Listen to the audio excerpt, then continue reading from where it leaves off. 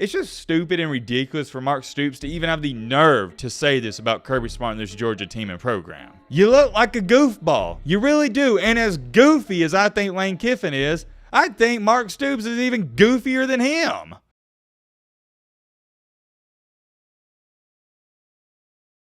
I guess you could say I'm a little late to the party on all this, but I still can't believe and I still can't fathom the fact that Mark Stoops had the balls to say this. I don't even understand why he said this. To me, at least, you know what it shows me? He has a lot of insecurities about himself and his football team. Ladies and gentlemen, boys and girls, we're talking about a grown man coming up with a lousy, arguably the lousy excuse out there. It's absurd, and I'll leave it at that. I'm sure some of you know what's going on, and I'm sure some of you don't know what's going on. I think this topic is so important. It is the one and only topic we're going to speak on in this video, and we got to hurry up and finish this video because tonight, we're doing the week 7. I can't even believe that's coming out of my mouth. But yes, we're already on week 7 and we're going to do the preview. Come on back later tonight so we can preview and predict all the big time games because there's a bunch of them. We got 4 top 25 matchups. We got USC Notre Dame. That's going to be awesome. Don't sleep on the LSU Auburn game. We also got Alabama Arkansas. Who else? I know I'm missing a bunch of others. Miami, North Carolina, that's the top 25 matchup. The biggest game of the week. Oregon and Washington, that's the top 10 matchup. And there's one more.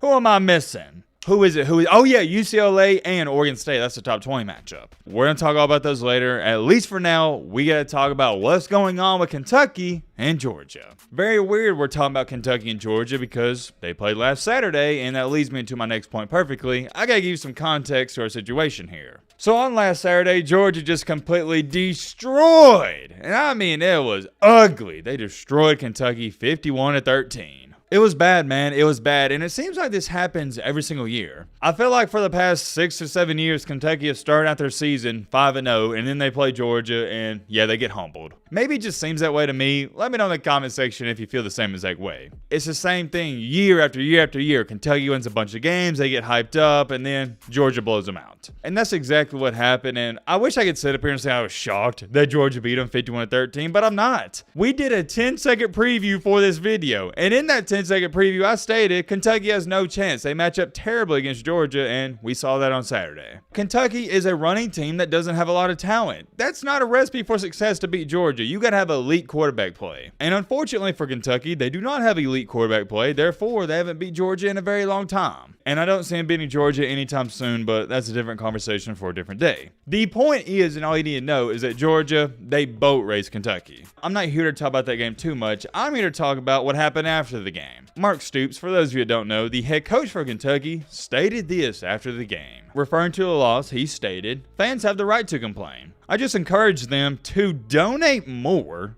because that's what those dudes are doing." I'm going to repeat that one more time. He's telling his fans they need to donate more money to compete with Georgia. And he also stating, yeah, that's what they're doing. They're paying their players. Continuing along, he added, "I can promise you, Georgia, they bought some pretty good players. You're allowed to these days. We could use some help." So not only is he blaming his fan base for Kentucky's lack of success against Georgia, he's blaming his current players. He's just straight up throwing them under the bus saying, yep, we could use some help. We don't got them guys that Georgia's got. I don't like any part of this. I don't like throwing your guys under the bus, and that's how I view it. And I don't like telling your fans that you need to donate more money so we can compete with Georgia. Even if you believe this is a cardinal sin and it's a golden rule. As a head coach, you always take 100% of the blame. You never blame your players. You can think in your head, oh, well, this player shouldn't have fumbled, and this player, if he wouldn't have thrown the interception, we would have won, but you never say it. I just don't like the last part of this where he's stating we could use some help. No, you should sit up here and defend your guys and say, yeah, we had a bad game, but we'll bounce back. If we were to play him again, we'd play him a little bit better. Something like that. I'm not saying you got to sit up here and tell the media, oh, yeah, if we play tomorrow, we're going to win.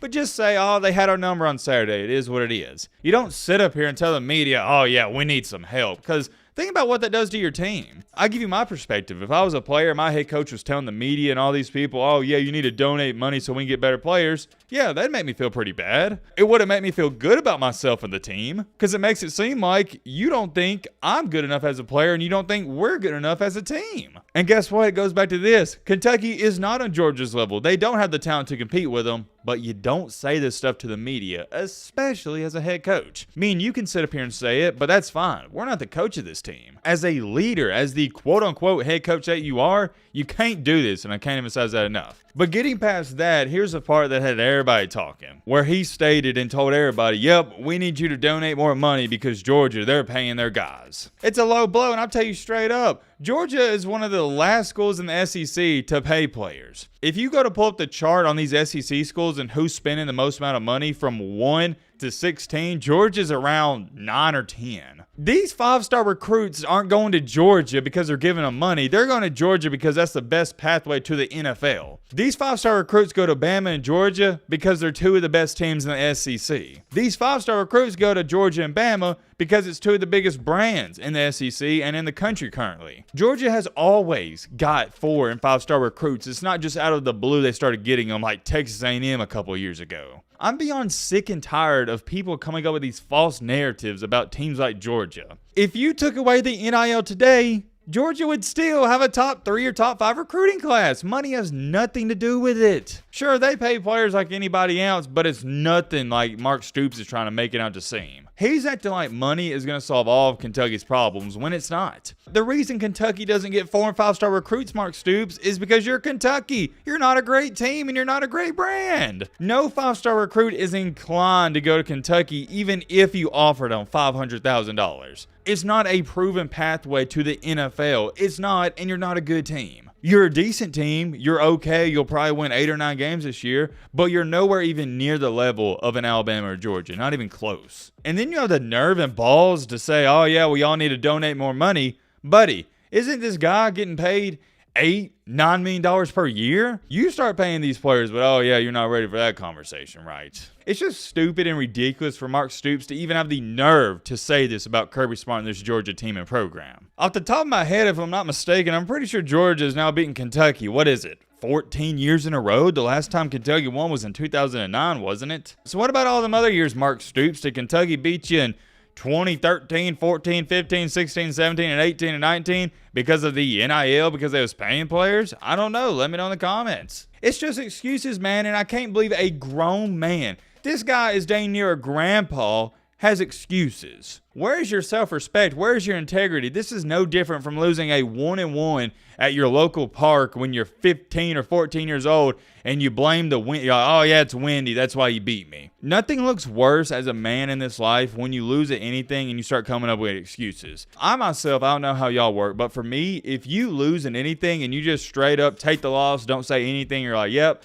I just lost the game, no excuse, I respect you even more. That's just how I view things. Do you know how much I would have respected Mark Stoops if he got up here and was like, yeah, man, Georgia, they're a heck of a team. They're the best team in the country. They beat our eyes in. Hopefully we can get to their level one day, but today at least, this Saturday, we didn't have it. If he would have said something along those lines, do you know how much I would have respected him just for saying that? The obvious stuff? There's a certain bone it hits in my body when a man can admit his failures and admit his shortcomings. But however, there's also a bone in my body that gets hit when a man can't admit his shortcomings and failures. Mark Stoops, listen up, buddy. You're acting like Georgia just got good in the past couple of years. They've been good. They've been getting 4 and 5-star recruits. Stop the nonsense. Shut up. Take your L and be a man and move on with your day. Shut up. Take your L, and I don't want to hear anything out of you ever again about this situation. You look like a goofball. You really do. And as goofy as I think Lane Kiffin is,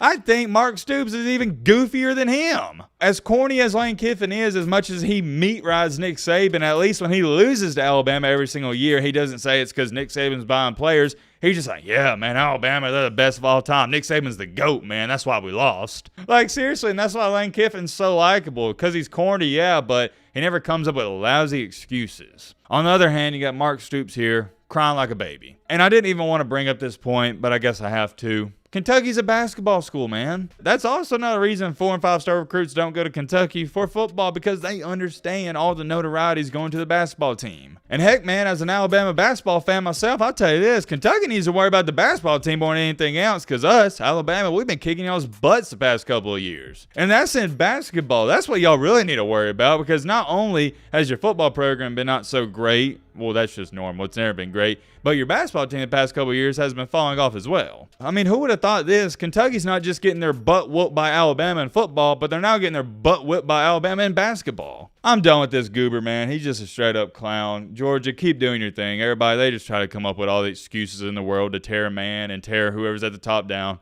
Let me know your thoughts down below. But